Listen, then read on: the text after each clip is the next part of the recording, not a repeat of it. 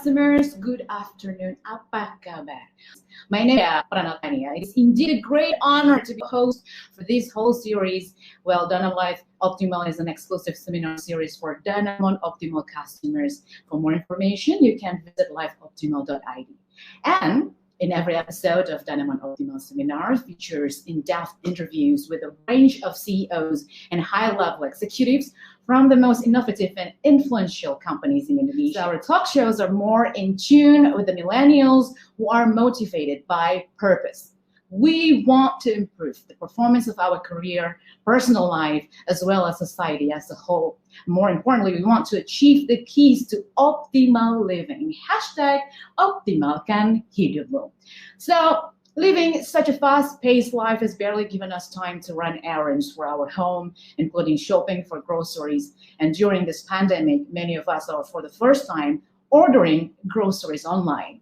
So that's causing a huge spike in demand on e-commerce sites like HappyFresh, the first and fastest growing online grocery platform delivering foods across Southeast Asia. While 2020 has been a difficult year so far for many businesses, HappyFresh seems to have enjoyed the opposite fate. So you're going to love my guest today. We're going to dig up some knowledge and tips from the CEO of HappyFresh, and we're going to find out how to seize business opportunity in an unpredictable future. Ladies and gentlemen, please welcome Guillem Segara. Hi, how are you, Guillem? Pretty good. And yourself? Great. I'm so looking forward for this interview because I'm one of your customers, actually. Good. It's been a very helpful experience for us, especially during this pandemic.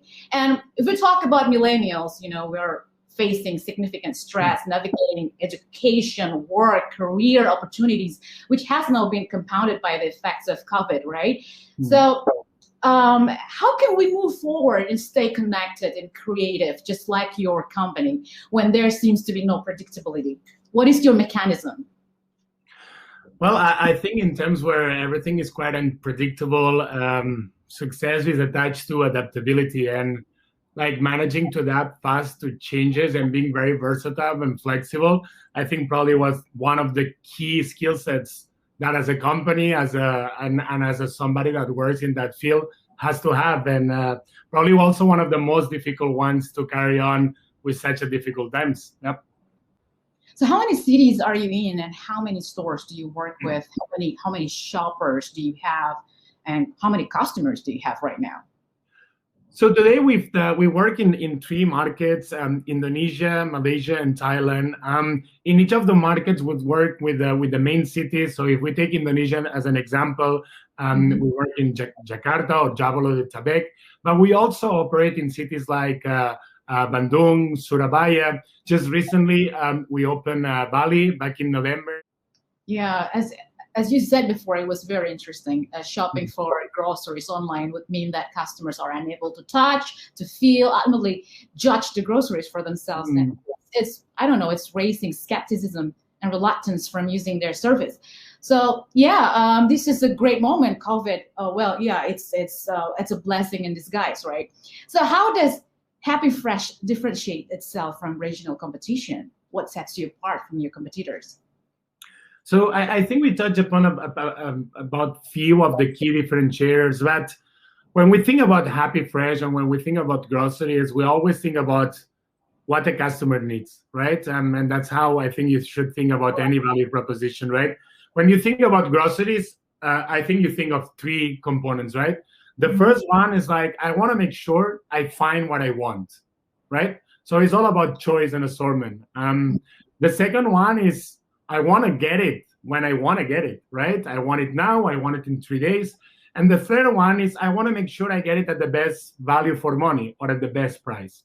Yeah, it's totally hassle-free. It's so good. And as you mentioned about millennials before, do you work with millennials in your company?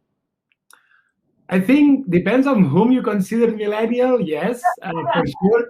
I consider myself, a millennial, a silverback of millennial. I'm 34, so I think I still pass for millennial. Majority of our company, I think the average probably today is definitely below 30, I would say. So we work a lot with millennials. We are millennials. We are for millennials together. Yeah, millennials, we like to feel capable, confident. They do not like to feel like rookies. Many of them think of themselves as leaders or as leaders who are waiting to be discovered, right? So they are also looking for a sense of purpose with their jobs. How do you manage your millennials workforce? I think two things about millennials, right? One, for sure, you need to have a sense of purpose. You need to have, a sense of like leadership. You need to have a sense of owning your impact. But at the same time, you cannot lie to them. Like BS doesn't work, and that's something that is very important to understand. A true meaning, a true ownership of the impact, a true cause would move a millennial or move majority of all of us as of today. We live in a hyper connected world, and like the things that are not true at some point will crumble, right? So that's something that I think for us has been a journey as well, right? Try to find our true meaning or true place in the society, and our Right.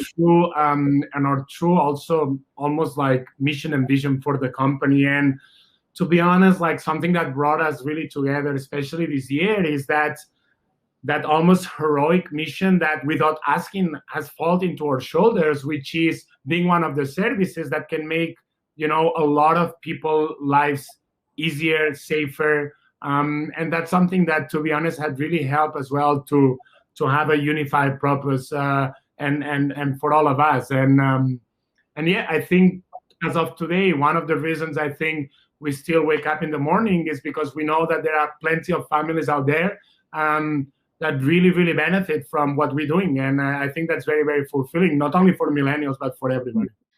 There's just got to be something wild or maybe unexpected or maybe funny that has happened when your shoppers basically go into people's homes. Do you have any stories, especially in Indonesia? Well, we've seen, to be honest, and in line with what I was saying before, we've seen a lot of um, customers wanted to show how grateful we're with our riders, and we've had like customers, from giving food to them, or like providing like, or because a lot of our customers as well are repeat customers, and they have always the same driver coming in. And we even had customers and messaging. Let's say that you received the first order, the same order with the same driver, 5 times in a row, and we had that customer that then another driver delivered the sixth order. So that customer actually messaged the driver that was like, "Hey, are you okay? Because you didn't come to deliver the order. I'm just worried." And it was just because he was delivering other order, right? So that level of localization, that level of personalization, that level of even like meaning connections and meaning commerce. I think it's probably one of the trends that we've seen more and more in the future already there. But I think especially throughout something like a pandemic, that as human beings have also raised a lot of questions on how we interact with our environment, how we socially connect with people, how we actually treating the planet, right? We'll see. So what role does technology play in helping build a better planet, as you mentioned about environment before? I think technology's play in all of that is to offer an objective and transparent view of the things that are happening. So would you recommend it to entrepreneurs who are building their startup here, especially in Jakarta? What are the unique benefits and challenges of starting up in the city of Jakarta with all the chaos and this and that? I think Jakarta, Indonesia as a whole, but especially Jakarta, would allow you to really have very rapidly a market validation. So you can literally go to the street, and if your product is helping like SMEs, go to a warung and ask whether they would use your product or not. If your product is helping students and edtech, you have a bunch of schools that you can probably go and ask them. So I think that ability to really be in touch with not only your market, but large market, I think that foster my creativity, and at the same time also try to foster my team's creativity. Again, when you start to grow as a company, when the company becomes bigger, you also need to make some adjustments. Otherwise, people around you will end up quite crazy. Now, we're going to go into lightning round session. This is going to be light and fun. There are no hard and fast rules for playing this game. The main objective is just to have some fun. Are you ready, Guillem? Sure. I'm going to give you like 10 questions. It's a rapid questions. So, okay. Number 1, what was a recent costume you wore? Recent costume I wore? Yeah. Wow, aviator from the 80s, like a pilot from the 80s with glasses. And for your Halloween? Not Halloween. All right. So number 2, boring meetings or Jakarta's traffic? Which one? Traffic. You rather to be in the traffic? Yeah, so at least I can take a nap without offending anyone. All right. Number 3, what is the first thing you think of in the morning? Actually, I will go and water my bonsais. That's the first thing I do in the morning. All right. Number 4, Instagram or TikTok? None. You said you're millennials. They're so into it. Yeah, for some things, I'm definitely an old soul. All right. So number 5, one thing you love most about the place you grew up? The food. What is it?